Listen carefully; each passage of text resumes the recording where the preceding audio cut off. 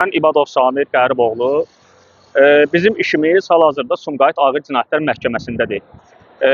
Bizim şikayətimiz Sumqayıt Ağır Cinayətlər Məhkəməsinin sədri Rəşad Əliyevdən və bizim işimizə hal-hazırda baxan hakim Asif Əliyevdəndir.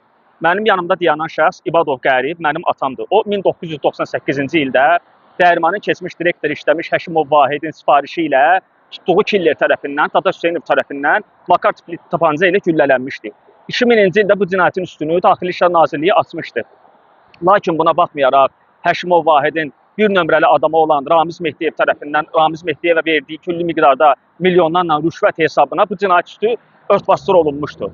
Lakin buna baxmayaraq biz illərləndir şikayətlər elədik Daxili İşlər Nazirliyinə, Baş Prokurorluğa, dəfələrlə biz aksiyalar elədik, Cənab Prezidentə Mehriban xanıma şikayət elədik və Ramiz Mehdiyev neçə illərdən sonra, həbs olunandan sonra bu cinayətin üstü Baş Prokurorluq tərəfindən 2023-cü ilin sentyabr ayında açıldı, göndərildi Sumqayıt Ağır Cinayətlər Məhkəməsinə.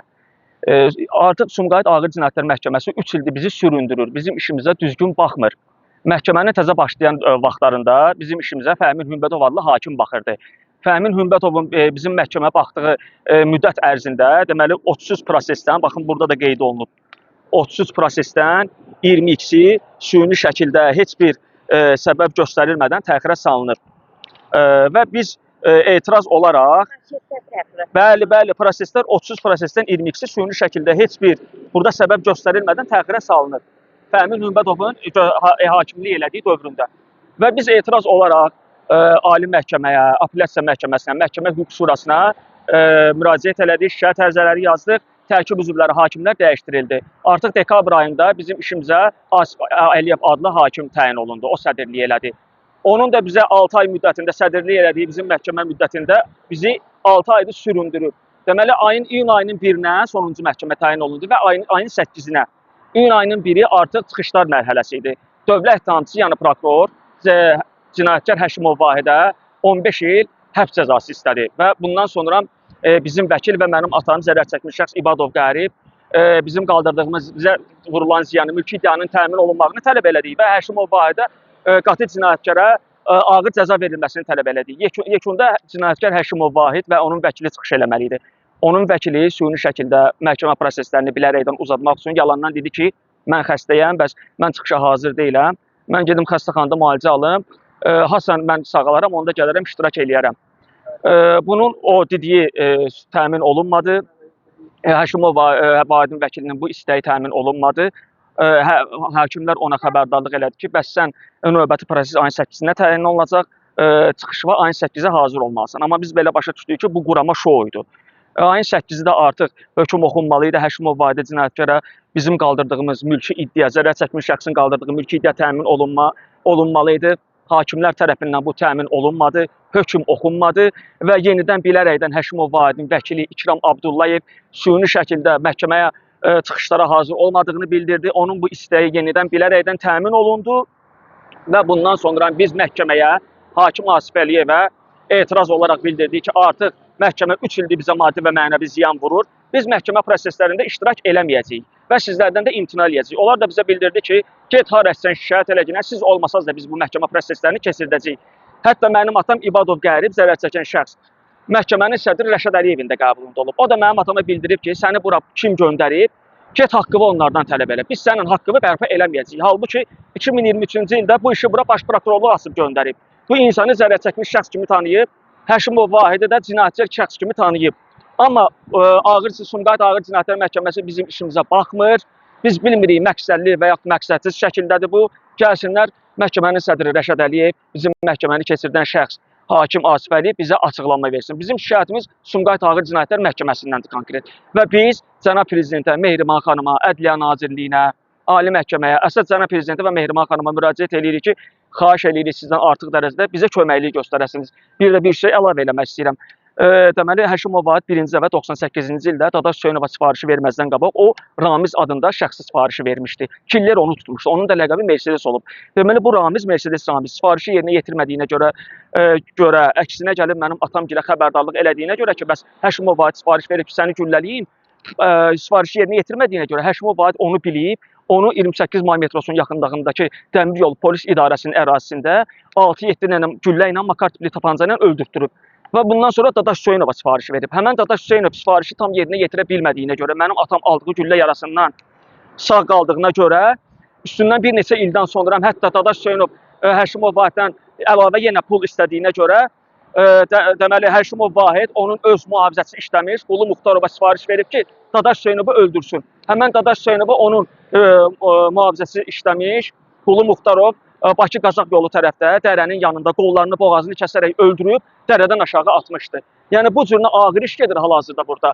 3 ildir bu məhkəmə bizi süründürür. Bu insana dəymiş maddi, mənəvi, mülki iddiası təmin olunmur. Təmin olunmursa, deməli bu insan zərər çəkmiş şəxs kimi tanınmır. Həmən Həşimov Vahid də cinayətkar şəxs kimi hesab olunmur. Yəni bu bəraətdən başqa bir şey deyil. Yəni mənim deyəcəyim bu qədər. Adım İbadov Qayri Bələkbəroğlu. İbad bəy, bax məsələ nədən qaynaqlanır? Məsələnin qaynaqlanır, mən qısa və konkret deyəcəm. 97-ci ildə Həşimov Vahidin qardaşı oğlunu uğramışlar. 14 nəfərdən ibarət cinayət qrup. Qalmışdı pis vəziyyətdə. Vahidin də o vaxt dəyirmanın direktoru işləyirdi, milyonları var idi. Onlardan 2 milyon pul istəyiblər. Həşimov Vahid də gəlib, qardaşım gəldi onların evinə, qardaşı Tofiqdir ki, desin ki, Allah yolumuzu açın da. Vahid də bu qardaşımı gözləyirdi. Ayağının altına yıxıldı ki, mənə ancaq sən kömək eləyə bilərsən, qurban olum, başıma dönüm, bəs mənim qardaşım oğlunu xilas elə. Qardaşım da başını soxdu bu oyuna. Getdi Loto Baxtiyara, Baxtiyar da bayılda yatırdı. Onunla danışdı. Baxtiyar dedi, mən belə işlərə baxmıram, ancaq mən çalışaram sizə kömək edeyim. Bayıra da söz göndərdi ki, uşağı kim oğlayıb, bəs 2 milyon dollar pul istəyirlər Həşimov Vahiddən. Uşağı kimlər oğlayıbsa, mənim xətrimə uşağı buraxın. Nə summa verirlər, versinlər, buraxın. Deməli, 97-ci ilin mart ayında Həşimov Vahid gecə saat 2-də qardaşıma zəng edib, qardaşım da sahil metrosunun yaxınlığında yaşayır. Ki, gəlginə tezələ qardaşım gəlib nə xəbərdir, bəs 210 min pul düzəltmişəm, 210 min dollar. Bunu apar oğullara çatdırmalısan. Qardaşım deyib, sənə qardaşım var, qohumlarım var, o var, bu var. Bəs mən nəş getməliyəm? Deyir, yoxdur, mən heç kimə dəvlət eləməliyəm, özüm də gedə bilmərəm, mən dəyirmanın direktoruyam, məni öldürə bilərlər. Qardaşımı məcbur eləyib, mən səni deyir, həmişə qulluğunda hazıram. Qardaşımı deməli aldatdı, 210 min dolları verdi, qaz 31 maşını da verdi qardaşıma. Qardaşım gecə saat 2-də deməli səslə sağa dön, sola dön, gəldim çıxısı keşişə kapitanlığına, maşınına dalını açığına görə bagajda adam var, yoxdur. Deməli, pulu götür filan daşın altına qoy. Qardaşım onları elədi, qorxu içində idi. Onların hamısını elədi, qayıtdı, gəldi anam gülün evinə. O vaxt anam sağ idi. Deməli, anam gülün evinə vəziyyəti pis idi. Bu cürdə bu proseslərə girmişdi Həşimov Vahidin göstərişindən. Ondan sonra Həşimov Vahid dedi, əgər mənim deməli, qardaşım oğlunu sən xilas eləmişsənsə, deməli, sənin də əlin var burada. Deməli, istintaq getdi, 6-7 aydan sonra 14 nəfər cinayətkar ailəm hamısı tutuldu, qardaşımla da hamısını üzləşdirdilər. Heç biri qardaşımı tanımadı.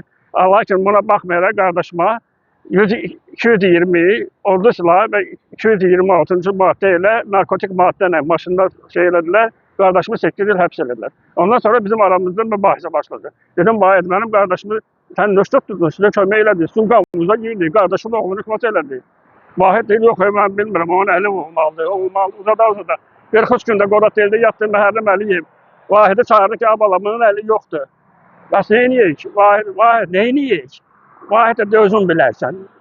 Halbuki qardaşımı bıraxdırmalıydı, qardaşıma 8 il verdilər. Ondan sonra bizim bu mübahisəmiz başladı, mənə dedi ki, görərsən, sən çox böyük danışırsan. 98-ci ilin mart ayında şəhəri deməli, Dadaş Hüseynov girdi, sonradan bilindi.